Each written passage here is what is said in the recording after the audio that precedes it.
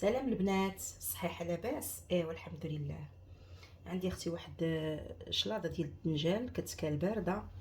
كديري اختي في الثلاجه، والوقت اللي بغيتيها كتجبديها كترافقي مع الاطباق ديالك. شي حاجه واعره صراحه، وما فيهاش شي حاجه كثيره وسهله، ماشي مكلفه ولا شي حاجه. المهم اختي عندنا الدنجال هنايا، واحد 3 دنجالات، واحد جوج ديال المطيشات كبار، وعندنا الثومه. المهم تشوفوا معايا المرحله الاولى بعدا.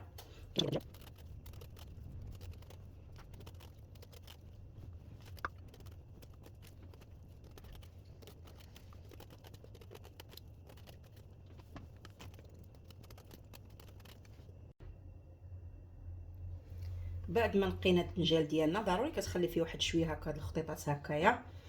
المطيشه ديالنا حتى حيدنا ليها هذا. المهم كنقطعوا الدنجال، كنحاولوا نقطعوه غليظ.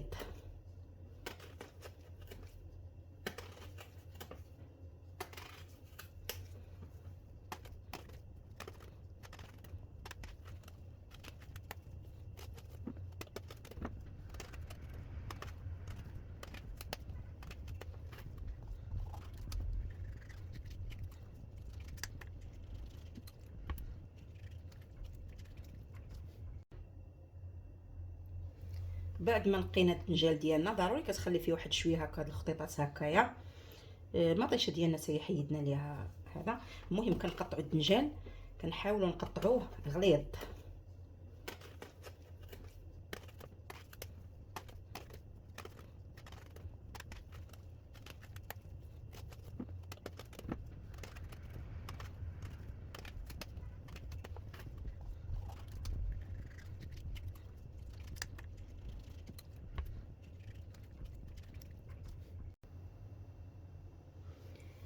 الدنجال ديالنا بعد ما قطعناه ندهنوه بالزيت دهنه خفيفه، هو وهاد المطيشه نستفوهم في اللاطه، ندخلوهم يطيبوا في الفران يعني يتشواو. ديك الساعه نكملوا الكماله. بعد ما طاب لينا الدنجال ديالنا دابا، المهم راه تشوى على هذا الشكل هذا. المهم نقطعوه ونكملوا الوصفه ديالنا.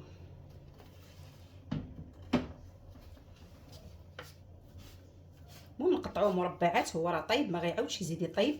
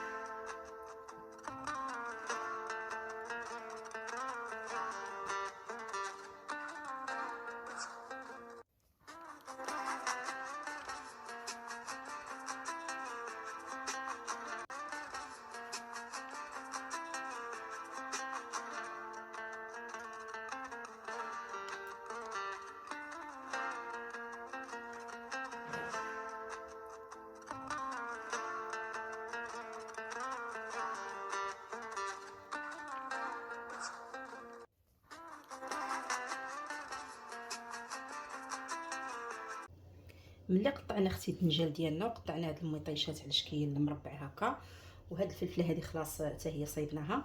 ندوزو دابا للتوابل. التوابل عندنا شويه الهريسه، اللي ما كيبغيهاش يتفاداها، ولكن راه كتعطي واحد الطعم زوين لهاد الشلاضه هذه. عندنا المعدنوس، انا عندي مكونجيلي المعدنوس والربيع، وعندنا شويه ديال الكمون، راس معلقه البنات ديال البزار، ومعلقه صغيره ديال التحميره.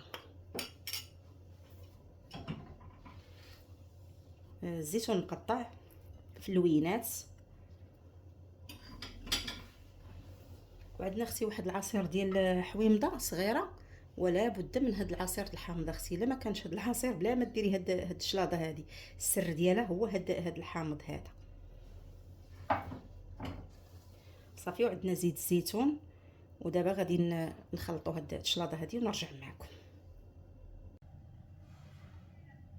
الشليضه ديالنا البنات راه جات على هذا الشكل هذا كيف شفتوا معايا في المراحل.